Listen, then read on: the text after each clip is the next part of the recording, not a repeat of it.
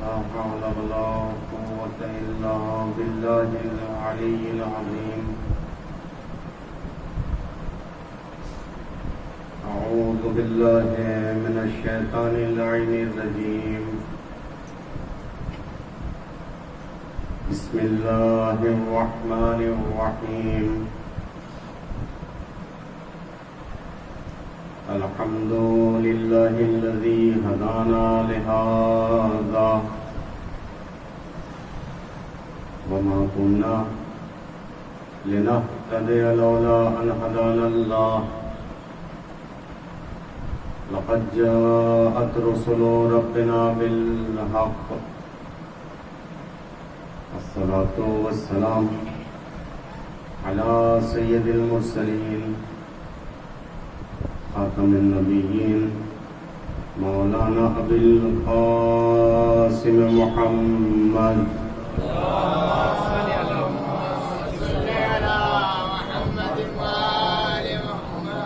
وعلى آله الطيبين الطاهرين المعصومين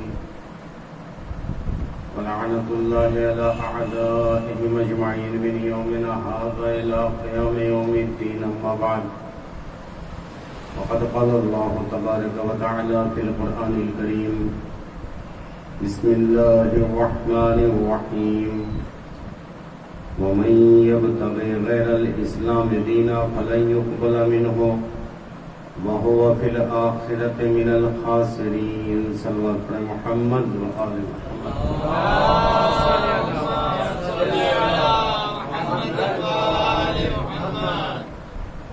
ارشاد رب العزت ہے قرآن مجید میں: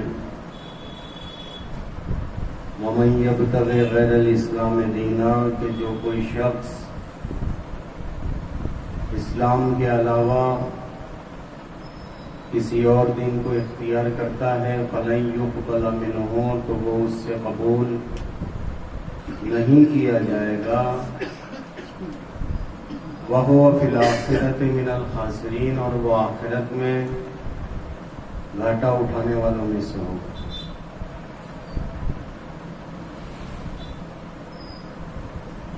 اسلام اور عصر حاضر کے عنوان سے ہماری گفتگو جاری ہے.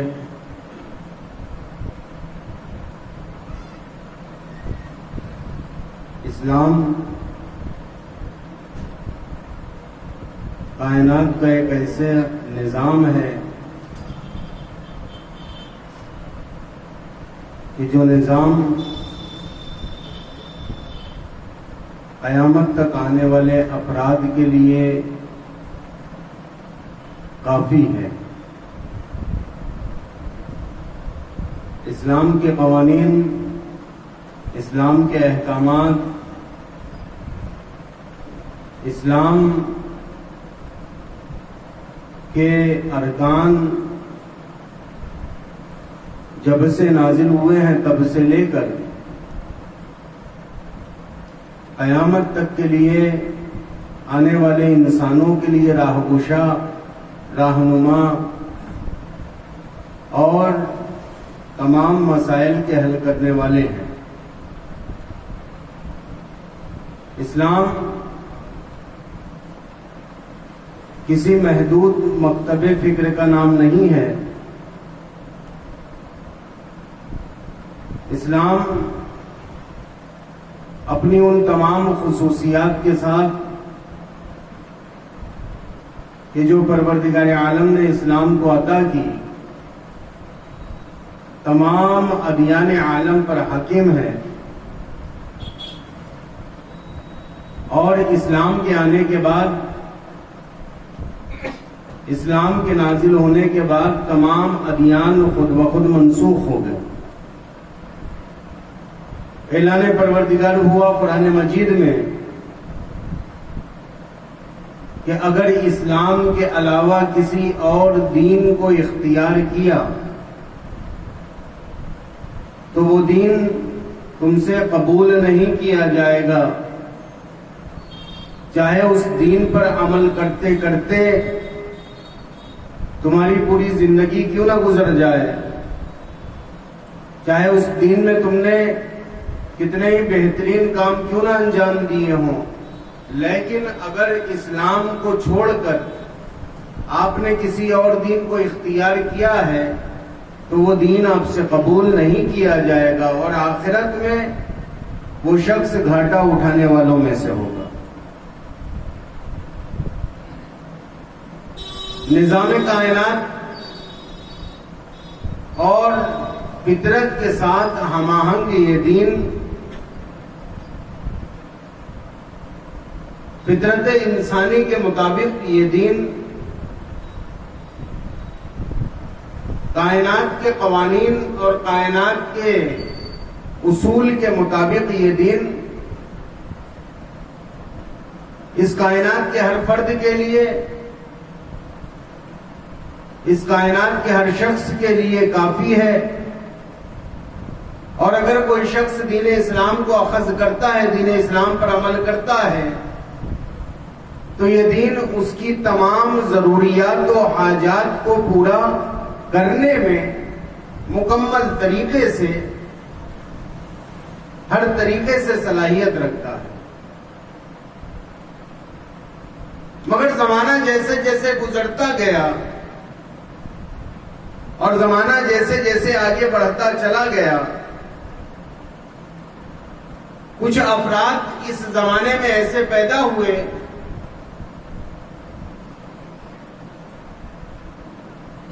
کہ جنہیں اسلام سے کوئی سروکار نہیں تھا۔ ان افراد نے اسلام پر اعتراض کیا کہ یہ دین بنام اسلام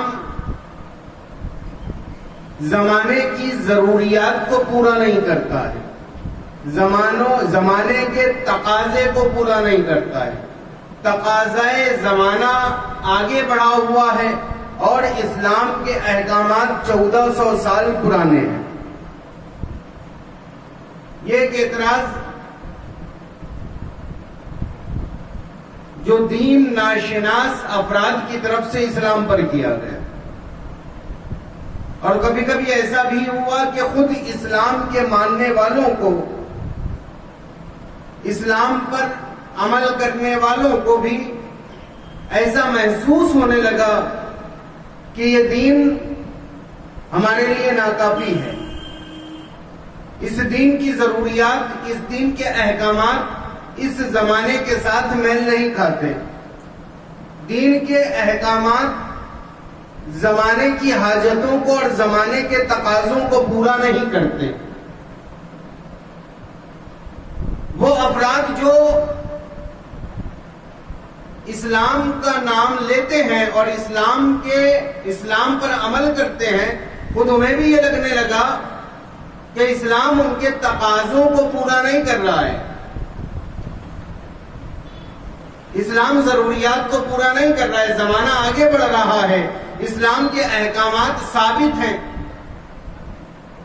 جیسے کہ میں نے مجلسوں میں کہا کہ حلال محمد حلال الی یوم القیامہ وحرام محمد حرام الی یوم القیامہ۔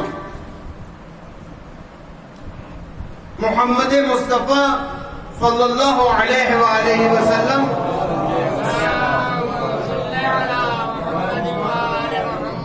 کا حلال کیا ہوا قیامت تک حلال ہوگا، اور رسول خدا کا حرام کیا ہوا قیامت تک حرام رہے گا۔ ہر وہ نئی چیز جو بنام اسلام میں داخل کی جائے گی وہ بدعت کہلائے گی، دین نہیں کہلائے گا۔ وہ نئی چیز ہوگی، وہ دین نہیں ہوگا۔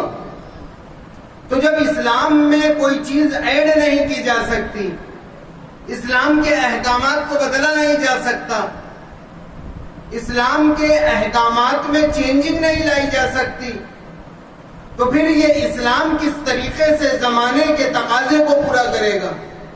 زمانہ آگے بڑھ رہا ہے، زمانہ ترقی کر رہا ہے۔ تو دو چیزیں ہیں عزیزان گرامی، یہاں پر اصل میں یہ استدلال نہیں ہے، یہ مغالطہ ہے، یہ مغالطہ ہے۔ دو چیزیں ہیں،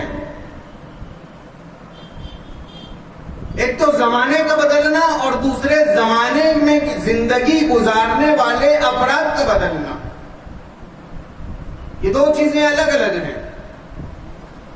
زمانہ بدل رہا ہے یہ ایک الگ بات ہو گئی، اور کبھی یہ کہا جا سکتا ہے کہ زمانے میں زندگی گزارنے والے افراد بدل رہے ہیں، یہ ایک الگ چیز ہو گئی. اب اگر زمانہ بدلا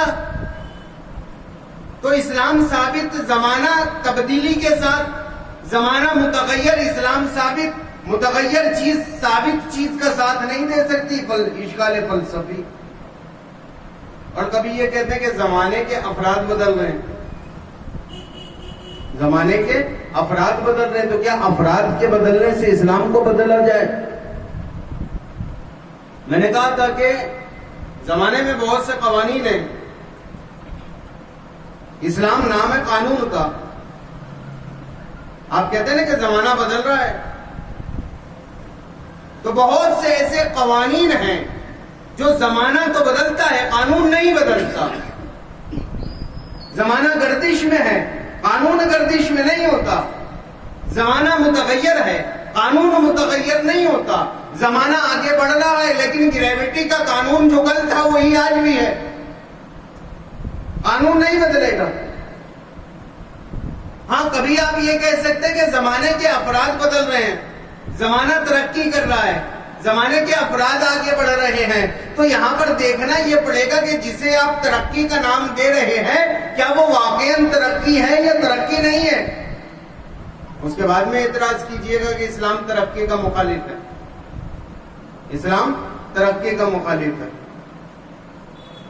آج اعتراض کرتے ہیں کہ اسلام میں حجاب کا حکم دیا گیا، اسلام میں پردے کا حکم دیا گیا، پردہ عورت کو محدود کرتا ہے، پردہ عورت کو محدود کرتا ہے، پردہ رکاوٹ ہے عورت کے فضائل کے کسب کرنے میں، پردہ رکاوٹ ہے عورت کے فضائل کو کسب کرنے میں.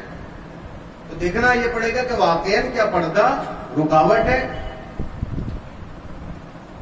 زمانے کی ترقیاں کیا واقعاً ترقی ہے؟ ایک مرتبہ صلوات پڑھیں اور تھوڑا تھوڑا آگے تشریف لینا ہے.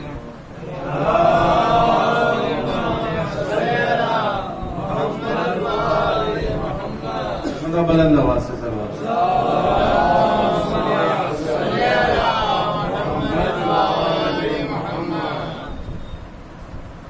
زمانہ بڑھ رہا ہے، زمانہ ترقی کر رہا ہے، زمانے کے افراد بڑھ رہے ہیں کہ آپ کا اسلام تو وہی 1400 سال پہلے والا اسلام ہے. زمانے نے ترقی کر لی، زمانہ آگے بڑھ گیا. تو آپ ترقی کس چیز کو مانتے ہیں؟ ترقی کسے کہتے ہیں؟ ترقی کسے کہتے ہیں؟ ترقی کا معیار کیا ہے آپ کے پاس؟ آپ نے ترقی کا معیار کیا بنایا؟ یورپ ترقی کا معیار ہے کہ جو یورپ والے کریں وہ آپ کریں، اسے ترقی کہیں گے. کیا ترقی اسے کہتے ہیں؟ خود اسلام کے ماننے والے اعتراض کرتے ہیں حجاب پر کہ حجاب رکاوٹ ہے. خود اسلام کے ماننے والے اعتراض کرتے ہیں کہ اسلام جو ہے ایک ثابت دین ہے، ترقی میں رکاوٹ ہے. تو ترقی کسے کہا جاتا ہے؟ ترقی کا معیار کیا ہے؟ ترقی کسے کہا جاتا ہے؟ کہ ترقی یعنی کیا؟ کبھی آپ نے لفظ ترقی کی جو ہے معنی کی طرف توجہ دی کہ ترقی کسے کہا جاتا ہے؟ ترقی کہتے کسے ہیں؟ ترقی آگے بڑھ جانے کو کہتے ہیں. ترقی یعنی آگے بڑھ جانا، یہی معنی ترقی کے. ترقی یعنی آگے بڑھنا. تو جب انسان آگے بڑھتا ہے تو ایک مبدا ہوتا ہے، ایک مقصد ہوتا ہے. ایک مبدا ہوتا ہے، ایک مقصد ہوتا ہے. مبدا یعنی جہاں سے شروع کرتا ہے، مقصد یعنی جہاں تک پہنچنا ہوتا ہے. ترقی یعنی مبدا سے سفر کا آغاز مقصد کی طرف ہے نا. ترقی یعنی کیا؟ یعنی مبدا سے سفر کا آغاز کریں مقصد کی طرف، یعنی ایک نقطے سے دوسرے نقطے کی طرف جائیں. ٹھیک ہے. اب ترقی کی تعریف میں نے کیا کی؟ میں نے ترقی کی تعریف یہ کری کہ مبدا سے مقصد تک کا سفر. اب مبدا کیا بنے گا اور مقصد کیا بنے گا؟ مبدا کیا ہوگا اور مقصد کیا ہوگا؟ مبدا کسے معین کریں گے اور مقصد کسے معین کریں گے؟ تو بعض لوگوں نے مبدا اور مقصد کیسے معین کیا؟ مبدا اسلام، مقصد یورپ، مبدا اسلام مقصد یورپ، یعنی اسلام کے احکامات سے یورپ تک پہنچنا۔ اب اگر یورپ میں دیکھیں ترقی کسے کہتے ہیں؟ ترقی کے نام پہ تنزلی کا شکار کیسے بنایا جاتا ہے؟ ہمارا قانون تھا ایک، اور یہ عقلی قانون ہے، کسی اسلام کا بنایا ہوا قانون نہیں ہے، کہ جو سالم ہوتا ہے اور جو صلاحیت والا ہوتا ہے، جو صاحب حیثیت ہوتا ہے، وہ سالم چیز کو استعمال کرتا ہے، خراب چیز کو استعمال نہیں کرتا۔ یہ قانون ہے۔ سالم چیزوں کو انسان کی طبیعت پسند کرتی ہے، فطرت انسانی کا تقاضا ہے کہ سالم چیز کو انسان کی طبیعت پسند کرتی ہے، پھٹی ہوئی چیز کو انسان کی طبیعت پسند نہیں کرتی۔ بھائی قانون تو یہ تھا کہ پہلے اگر ذرا سا کپڑا پھٹ جاتا تھا تو پہلی فرصت میں اسے سل دیا جاتا تھا کہ کہیں وہ سوراخ دکھائی نہ دے۔ آپ نے ترقی کے نام پر سالم کپڑوں کو پھاڑ کر پہننا شروع کیا اور کہتے ہیں کہ یہ ترقی ہے۔ سالم کپڑوں کو پھاڑ کر پہننا شروع کیا، کہا یہ ترقی ہے۔ کہا یہ ترقی یعنی کیا؟ یعنی اسلام سے یورپ کی طرف جانا نہیں۔ ترقی اسلام سے یورپ کی طرف جانے کا نام نہیں ہے۔ ترقی یعنی اس اسلام کی مدد سے اس زمین کی طرف سے آسمان کی طرف جانے کا نام ہے۔ زمین سے آسمان کی طرف جو جائے گا اسے ترقی کہیں گے۔ توجہ ہے نہیں؟ جو ترقی کسے کہیں گے؟ زمین سے آسمان کی طرف جانا، پستی سے بلندی کی طرف جانا، نیچے سے اوپر کی طرف جانا۔ تو اب وہ دین قابل ترقی ہے، وہ دین جو ہے آپ کو ترقی کی طرف لے جائے گا، جو آپ کو زمین سے اٹھا کر آسمان کی طرف پہنچا دے، وہی تو ترقی ہے نا۔ ترقی کا معنی کیا ہوتا ہے؟ ترقی یعنی زمین سے آسمان کی طرف جانا، ترقی یعنی زمین سے آسمان کی طرف جانا۔ اسلام کا کام کیا ہے؟ اسلام کا کام یہ ہے کہ وہ زمین سے آسمان کی طرف پہنچاتا ہے۔ اسلام کا کام یہ ہے کہ وہ زمین سے آسمان کی طرف جاتا ہے۔ ایک مرتبہ صلوات پڑھیں محمد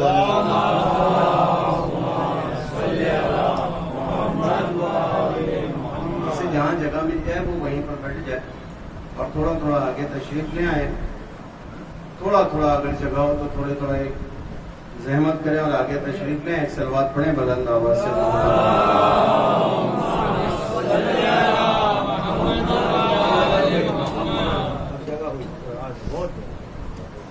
ایک مرتبہ صلوات کا سہارا دیں اور بلند آواز سے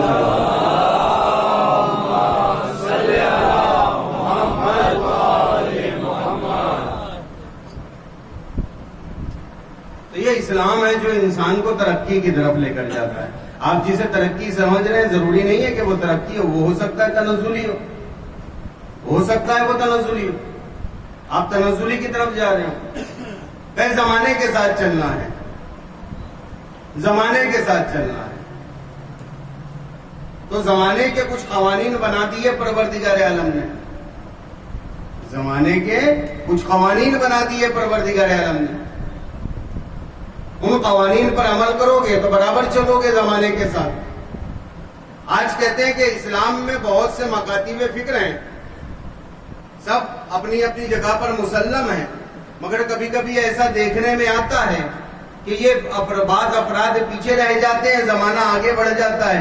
ایسا کیوں ہوتا ہے؟ ہم زمانے کے ساتھ کیوں نہیں چل پا رہے؟ اس کی وجہ یہی ہے تم نے امام زمانہ کو چھوڑ دیا، زمانے کے ساتھ کیا چلو گے؟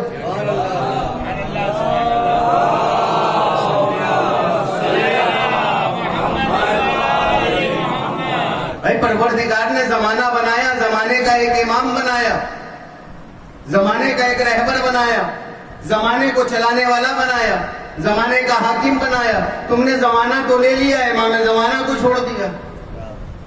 تم نے زمانہ لے لیا, امام زمانہ کو چھوڑ دیا.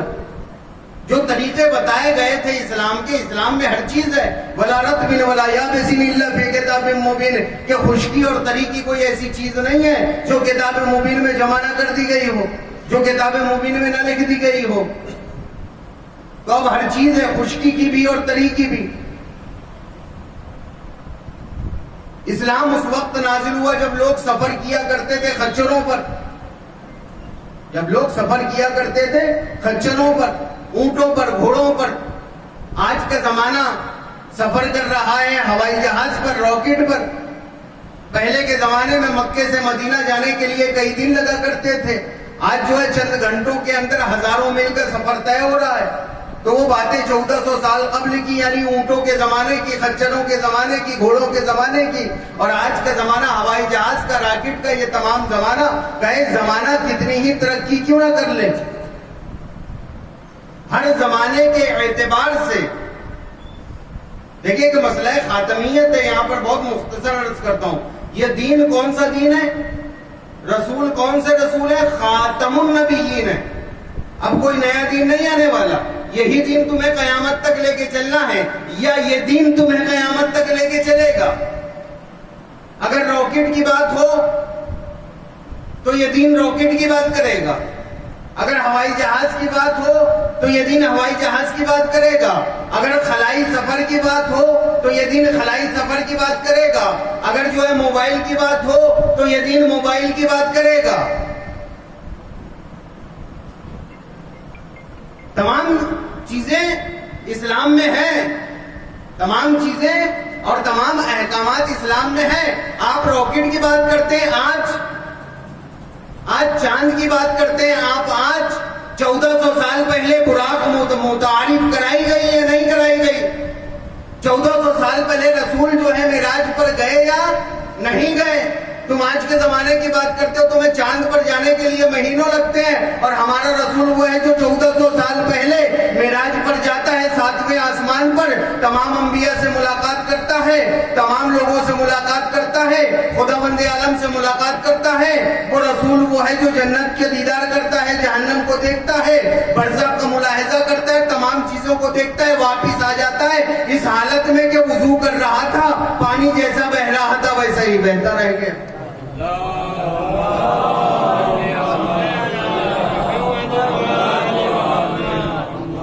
تم وقت کی بات کرتے ہو, اس وقت جو ہے وقت کو تسخیر کر لیا گیا. تو اسلام میں سب کچھ ہے, مگر جو طریقہ بتا دیا گیا اس طریقے پر عمل کرو. طریقہ کیا بتایا؟ طریقہ یہ بتایا کہ رسول اسلام نے کہا انی تارک فیکم الثقلین. دیکھو میں تمہیں دو چیزیں چھوڑے جا رہا ہوں بنام اسلام, کتاب اللہ, ان تمسکتم بہما, جب تک تم ان دونوں سے وابستہ رہو گے لن تضلوا بعدی, میرے بعد گمراہ نہیں ہوں گے, میرے بعد گمراہ نہیں ہو گیا. آج صبح کی مجلس میں نے کہا تھا کہ ڈاکٹر نے آپ گئے خدا نخواستہ مریض ہو گئے, ڈاکٹر نے آپ کو 2 گولی دی کہ یہ 2 گولیاں ایک ساتھ لے لینا, یہ 2 گولیاں ایک ساتھ لے لینا. آپ گھر پہ آتے ہیں اور کہتے ہیں کہ اب اجتہاد کیا جائے, چونکہ میں بہت بڑا عالم ہوں, چونکہ میں بہت بڑا مفکر ہوں, اجتہاد کرتا ہوں, دونوں میں سے ایک گولی کو اختیار کر لیتا ہوں, ایک گولی کو ترک کر دیتا ہوں. تو آپ نے ایک گولی ترک کر دی, ایک گولی لے لی, پتہ چلا آپ کی طبیعت ٹھیک نہیں ہوئی, ڈاکٹر کے پاس گئے, آپ نے کہا کہ بھائی میں نے دوائیاں کھائی مگر طبیعت میری درست نہیں ہوئی. ڈاکٹر نے پوچھا کتنی گولیاں لی تھی؟ کہے دی تو آپ نے 2 تھی لیکن میں نے لی ایک. کہے کیوں ایک لی؟ کہے اس لیے کہ ایک مجھے پسند نہیں آئی. تو ڈاکٹر کیا کہے گا؟ آپ احمق ہیں, جب میں نے تم سے کہہ دیا تھا کہ 2 لوگے تو نجات ملے گی, 2 لوگے تو ٹھیک ہو گئے, 2 میں سے ایک چھوڑ دو گے تو تمہاری طبیعت ٹھیک نہیں ہونے والی. رسول کہتے ہیں میں 2 چیزیں چھوڑ کے جا رہا ہوں. آپ نعرہ لگاتے ہیں کہ کتاب خدا کافی ہے. بھائی 2 چیزیں چھوڑی جا رہے ہیں نا, کتاب کو بھی لینا ہے, اطرت کو بھی لینا ہے. جب دونوں ساتھ میں لوگے تو نجات ملے گی, جب دونوں ساتھ میں لوگے تو زمانے کے ساتھ چلو گے, وگرنہ زمانہ آگے بڑھ جائے گا تم پیچھے رہ جاؤ گے. ایک سلوات پڑھو.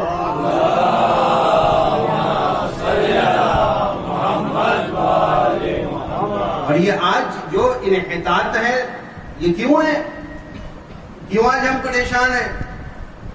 کیوں آج زمانے کا ساتھ ہم نہیں دے پا رہے؟ اس لیے کہ ابتدا میں ہی کچھ ایسے افراد پیدا ہوئے اور کچھ ایسی چیزیں ہوئی اور کچھ ایسے اعتقادات ہم نے بنا لیے کہ جن اعتقادات کی وجہ سے آج ہم پیچھے رہ گئے. بھائی اسلام کی جہاں سے ابتدا ہو رہی ہے، اسلام کی جہاں سے ابتدا ہو رہی ہے، اسلام کی ابتدا کہاں سے ہوئی؟ دعوت ذوالرشیدہ یہ پہلی دعوت ہے اسلام کی دینے کی. رسول اسلام کہتے ہیں امام علی سے، امام علی کا سینہ بھی کافی کم ہے، امام علی سے کہا کہ علی جاؤ سرانے عرب کو دعوت دو. بعض کتابوں میں لکھا ہوا ہے کہ دیکھو ایسے افراد کو دعوت دینا، بہت اشارے کر رہا ہوں میں، ہاں انشاءاللہ سمجھے بات تو محسوس ہو. ایسے افراد کو دعوت دینا جن کا سن 40 سے کم نہ ہو. ایسے افراد کو دعوت دینا جن کا سن 40 سے کم نہ ہو، 40 کے ہوں یا 40 سے اوپر کے ہوں. کیوں؟ تاکہ جب وہ آئیں تو ان کی عقلیں جو ہے وہ مستحکم ہو چکی ہوں، ان میں بچپنا نہ ہو، ان میں بچپنا نہ ہو، ان کی عقلیں پختہ ہوں، ان میں کجی نہ ہو. اس لیے کہ انسان جب 40 کی عمر تک پہنچ جاتا ہے تو اس کی عقل جو ہے وہ پختہ ہونے لگتی ہے، پختہ ہو جاتی ہے. تو رسول نے کہا دیکھو 40 یا 40 سے اوپر والوں کو بلانا، 40 سے کم والوں کو نہ بلانا. بلانے کون جا رہا ہے 40 والوں کو؟ جس کی خود عمر جو ہے 12-13 برس کی. بلانے وہ جا رہا ہے جس کی عمر خود 12-13 برس کی ہے، اور وہ بلانے کس کو جا رہا ہے؟ 40 والوں کو. بہرحال بلایا گیا، دعوت دی گئی، دعوت اسلام دی گئی، اسلام کی دعوت دی گئی، اسلام کی دعوت پہنچی. کیا ہوا کیا نہیں ہوا یہ مجھے نہیں معلوم. ایک چیز بتاتا ہوں، اسلام کی دعوت کہاں سے دی گئی؟ دعوت ذوالرشیدہ کہاں پر ہوئی؟ کس کے گھر میں ہوئی؟ کہا گیا کہ جناب ابو طالب کا گھر تھا، دعوت دینے والے امام علی تھے، پیغام کے پہنچانے والے رسول اکرم تھے. جہاں سے کجی آئی ہے وہ بتا رہا ہوں، جہاں سے ٹیڑھا پن آیا ہے وہ بتا رہا ہوں. کہاں سے دعوت دی جا رہی ہے؟ جناب ابو طالب کے گھر سے. کس چیز کی دعوت دی جا رہی ہے؟ اسلام کی دعوت دی جا رہی ہے. اسلام کی دعوت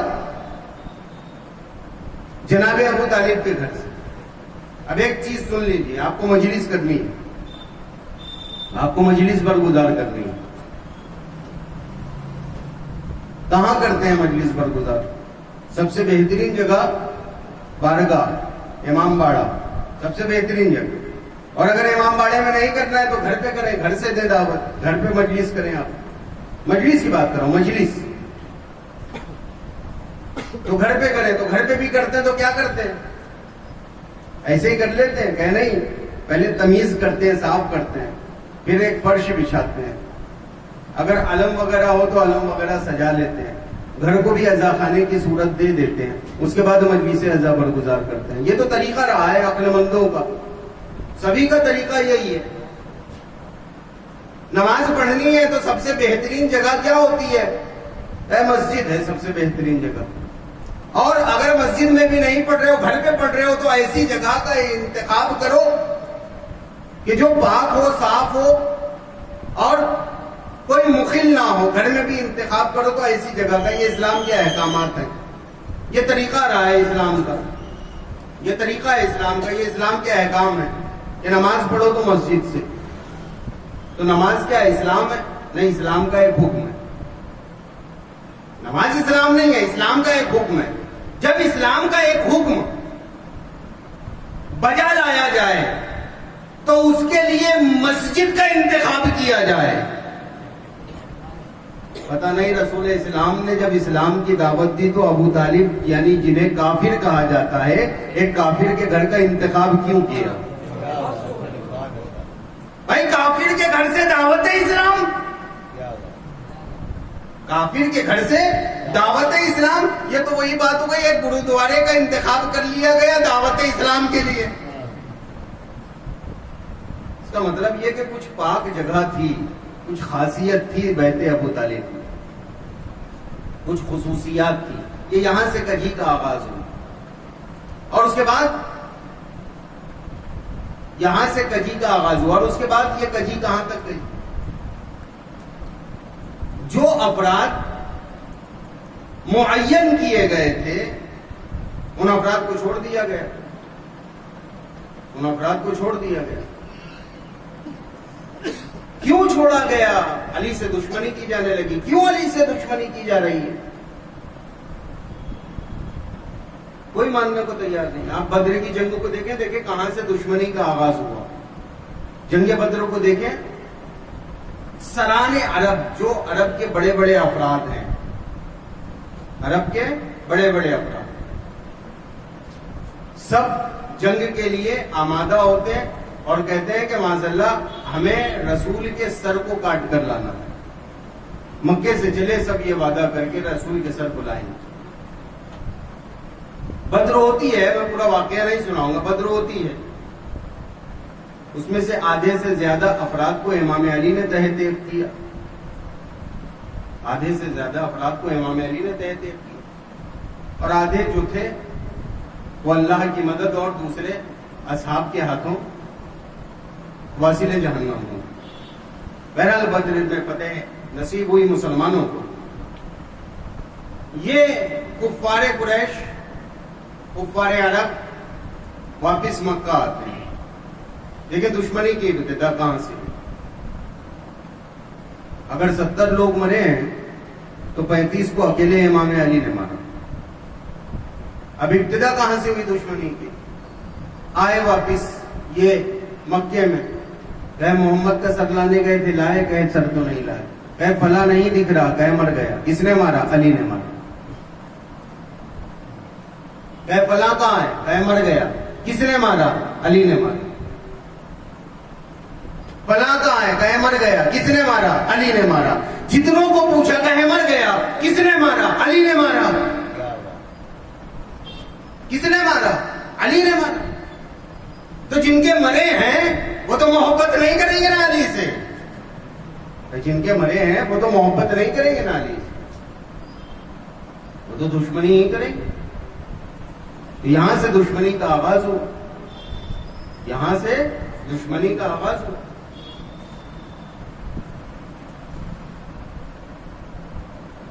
یہاں سے کجی کا آغاز ہوا۔ اب وہی افراد جو دشمن علی ہیں، وہی افراد جو دشمن علی ہیں، جن کے آباء و اجداد کو امام علی نے قتل کیا، واصل جہنم کیا، وہی افراد ہیں۔ اور انہی افراد کے ہاتھوں میں زمام حکومت آتی، انہی افراد کے ہاتھوں میں زمام حکومت آتی۔ انہوں نے ایک چیز کو اخذ کر لیا، حسبنا کتاب اللہ، کتاب خدا ہمارے لیے کافی۔ چلیے کتاب خدا کی بات آئی، دیکھیں سورہ واقعہ میں ایک آیت ہے، انہ لقرآن کریم فی کتاب مکنون۔ یہ قرآن کریم ہے اور کہاں پر ہے؟ کتاب مکنون میں ہے، فی کتاب مکنون، کتاب مکنون میں ہے۔ یہ کتاب مکنون کیا ہے؟ جس میں قرآن رکھا گیا۔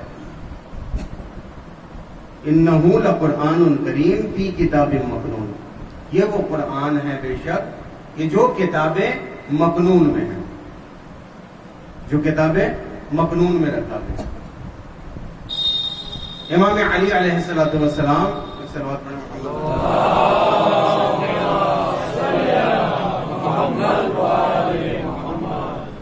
ارشاد فرماتے ہیں کہ قرآن میرے سینے میں ہے، قرآن میرے سینے میں۔ تو ایک جگہ جہاں پر قرآن کو رکھا گیا، ایک مخزن جہاں پر قرآن کو رکھا گیا، ایک ایسی چیز جہاں پر قرآن کو رکھا گیا، وہاں سے قرآن کو حاصل کرنا ہے، اس مخزن سے قرآن کو حاصل کرنا ہے، اس جگہ سے قرآن کو حاصل کرنا ہے۔ آپ کا قرآن حاصل کرنا ہے تو آپ کو اس جگہ پر آنا پڑے گا، اس مقام پر آنا پڑے گا، اس در پر آنا پڑے گا۔ جب اس در پر آؤ گے تو قرآن ملے گا۔ اب آپ کہیں اس در پہ بھی نہیں جانا اور قرآن بھی چاہیے، تو یہ تو نہیں ہونے والا، یہ تو نہیں ہونے والا۔ قرآن میں ایک جگہ پر آیا ہے کہ کائنات کی ہر شے، کائنات کی ہر شے تسبیح کرتی، کائنات کی ہر شے تسبیح کرتی ہے، لیکن تم ان کی تسبیح کو نہیں سمجھ پاؤ. یعنی یہ ستارے بھی تسبیح کرتے ہیں، یہ چاند بھی تسبیح کرتا ہے، سورج بھی تسبیح کرتا ہے، یہ پہاڑ بھی تسبیح کرتے ہیں، ندیاں بھی تسبیح کرتی ہیں، یہ تمام چیزیں تسبیح کرتی ہیں، یہ سنگریزے، یہ کنکر، یہ تمام چیزیں تسبیح کرتی ہیں. وسیلے سے تو کسی کو انکار نہیں ہے نا، یہ تمام چیزیں تسبیح کرتی ہے. ذہن میں رکھیے گا کہ وسیلے سے انکار نہیں کر سکتے آپ. جس وسیلے سے جو چیز کام کرتی ہو وہ نہیں سمجھ سکتے. ولا یفقہون، لیکن تم سمجھ نہیں سکتے تسبیح کو. آپ ایک سنگریزہ اٹھائیں، ذرا کان لگا کر سنیں وہ تسبیح کر رہا ہے کہ تسبیح نہیں سنائی دے گی. ایک پتھر اٹھائیں، اس کو سنیں کان لگا کر کے وہ اللہ اکبر سبحان اللہ کہہ رہا ہے نہیں کر رہا ہے، آواز نہیں آتی. پروردگار عالم نے کہا میں کچھ ایسے وسیلے بناؤں گا. یا ایھا الذین آمنوا، کیا آگے کہتا ہے پروردگار وابتغوا الیہ الوسیلہ، وسیلہ اختیار کرنا تم اللہ تک پہنچنے کے لیے، کائنات کے نظام کو سمجھنے کے لیے وسیلہ اختیار کرنا. آپ پتھر اٹھائیں، آپ کو تسبیح خدا سنائی دیتی ہے کہ سنائی نہیں دیتی. لیکن ہم نے پڑھا ہے اور ہزارہا مرتبہ پڑھا ہے کہ سنگریزے جب دست رسالت پر آتے تھے، سنگریزے جب دست رسالت پر آتے تھے تو تسبیح پڑھنے لگتے تھے. نہیں عزیزان گرامی، تسبیح پڑھنے نہیں لگتے تھے. تسبیح تو یہ جب سے خلق ہوئے ہیں تب سے پڑھ رہے ہیں. دست رسالت پر آنے کے بعد وہ حقیقت جو پوشیدہ تھی وہ ہمارے سامنے آ جاتی تھی. یہ ایک نقطہ ہے کہ وہ حقیقت پتھر کی حقیقت یعنی تسبیح خدا کا کرنا، وہ جب دست رسالت پر آتے تھے تو وہ آواز جو لا یفقہون کی منزل میں تھی وہ ہمیں سنائی دینے لگتی تھی، وہ آواز ہمیں آنے لگتی تھی. تو یہ وسیلہ ہے جو پروردگار عالم تک پہنچاتا ہے، یہ وہ وسیلہ ہے جو پروردگار عالم کی معرفت کرواتا ہے، یہ وہ وسیلہ ہے جو دین پہچنواتا ہے. اب آپ جب اسی وسیلوں کو چھوڑ دیں گے تو پھر آپ کہاں سے سمجھ پائیں گے؟ آپ کہاں سے اسلام سمجھ پائیں گے جب تم پتھروں کی تسبیح نہیں سن پاتے بغیر ان کے وسیلے کے، جب تم پتھروں کی تسبیح نہیں سن پاتے. یہاں پر ایک جملہ کہہ دیتا ہوں کہ کائنات کا ذرہ ذرہ تسبیح پروردگار کر رہا ہے. اور پوچھا جاتا ہے کہ خدا کے وجود پر کتنی دلیل ہیں، خدا کے وجود پر کیا دلیل ہے؟ تو بعض افراد یہ کہتے ہیں کہ جتنی چیزیں اس عالم میں پائی جاتی ہیں وہ تمام کی تمام خدا کے وجود پر دلیل ہے، وہ تمام کی تمام خدا کے وجود پر دلیل ہے. کائنات کی ہر شے خدا کے وجود پر دلیل ہے. لیکن ان تمام دلیلوں میں سب سے بڑی دلیل، بہت توجہ سے سنیے گا جی، ان تمام دلیلوں میں سب سے بڑی دلیل کائنات کی ہر شے دلیل ہے پروردگار عالم کی ذات پر. یہ سورج دلیل ہے پروردگار عالم کی ذات پر، یہ چاند دلیل ہے پروردگار عالم کی ذات پر. تمام چیزیں دلیل ہیں. یہ سورج کا نکلنا، یہ چاند کا نکلنا، یہ صبح کا ہونا، یہ رات کا آنا، یہ تمام چیزیں دلیل ہیں خدا کی ذات پر. لیکن اللہ اکبر، خدا کی ذات پر سب سے بڑی دلیل کربلا میں حسین کا اطمینان ہے. خدا کی ذات پر سب سے بڑی دلیل کربلا میں حسین کا اطمینان.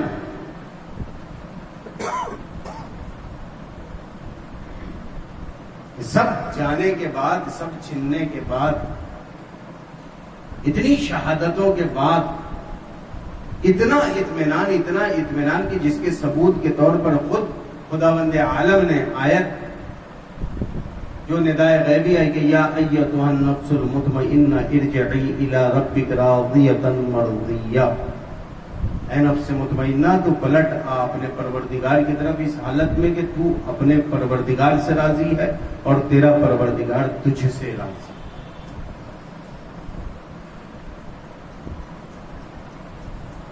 یہ اطمینان تھا امام حسین کو کربلا. شب عاشور ہے،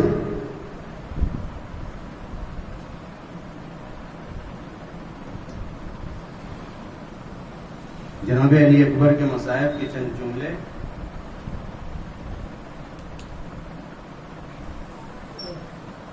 ہم شکل پیغمبر، امام نے خود کہا کہ بیٹا علی اکبر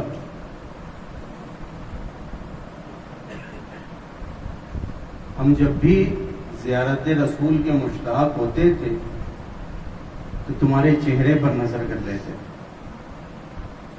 یہ ہم شکل پیغمبر.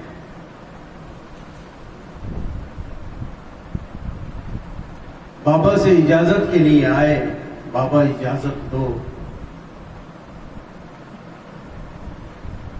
بابا نے کہا کہ جاؤ پہلے قیام میں جا کر اپنی پھوپھی اماں سے اجازت طلب کرو, اپنی والدہ سے اجازت طلب کرو. دو جملے مقاتل میں ملتے ہیں. علی اکبر خیمہ حسینی میں آتے ہیں. جناب علی اکبر سے اجازت لی, اپنی والدہ سے اجازت لی. ایک جملہ ملتا ہے مقاتل میں کہ خیمے کا پردہ بار بار اٹھتا تھا اور خیمے کا پردہ بار بار گرتا تھا. یہ پردہ بار بار کیوں اٹھتا تھا؟ اس لیے کہ علی اکبر جب باہر نکلنا چاہتے تھے, کوئی بی بی دامن پکڑ لیتی تھی, کوئی بی بی پیر پکڑ لیتی تھی, کوئی بی بی جو ہے جناب علی اکبر کو روک دیتی تھی. علی اکبر پھر واپس ہو جاتے تھے, پھر آگے بڑھتے تھے, پھر خیمے کا پردہ اٹھتا تھا, خیمے کا پردہ گرتا تھا. اللہ اکبر, یہ جملہ سن سکو گے. ایک مرتبہ کہتے ہیں کہ جب علی اکبر خیمے سے نکلے تو ایسا محسوس ہوتا تھا جیسے کسی بڑے گھر سے جنازہ نکل رہا ہو. علی اکبر اس انداز سے خیمے سے باہر آئے, بابا کے سامنے آئے. بابا نے گھوڑے پر سوار کیا اور علی اکبر کو رخصت کیا. علی اکبر میدان کارزار کی طرف چلے. تھوڑے دور چلے تھے کہ پیچھے ایک آہٹ سی محسوس ہوئی. علی اکبر نے پلٹ کر دیکھا تو کیا دیکھا؟ بوڑھا باپ اپنی کمر کو تھامے ہوئے گھوڑے کے پیچھے پیچھے دوڑا چلا آ رہا ہے.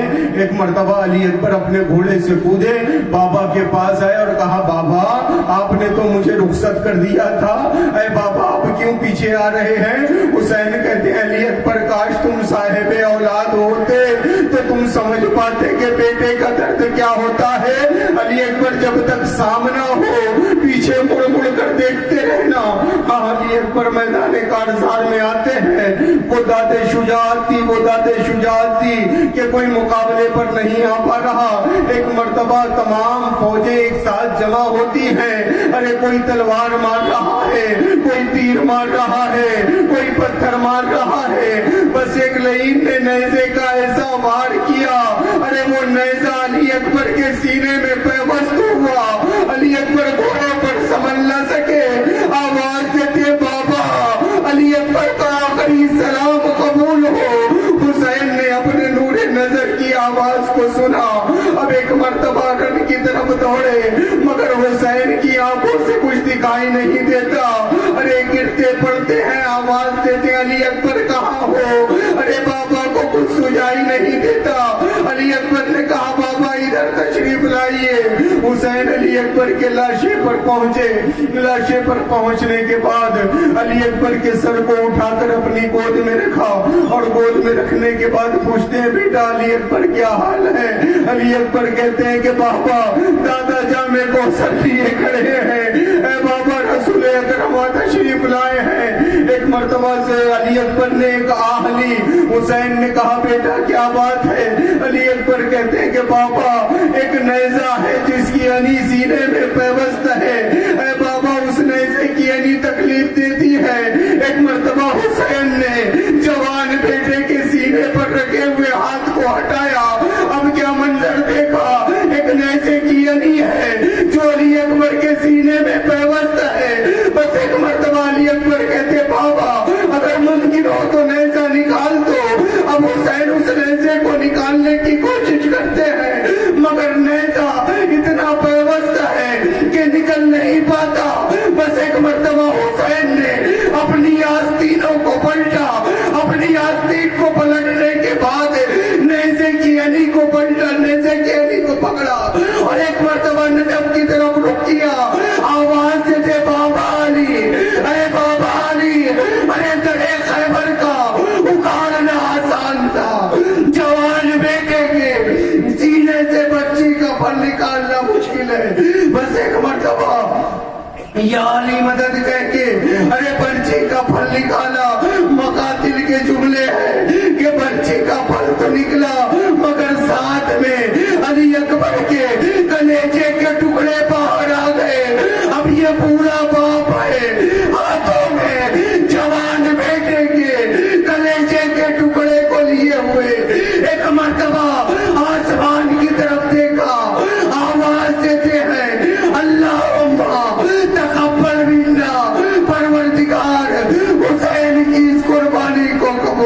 میں الا لعنت اللہ علی القوم الظالمین وسيعلم الذين ظلموا أي منقلب ينقلبون إلا لله وإنا إليه راجعون لسبب فساده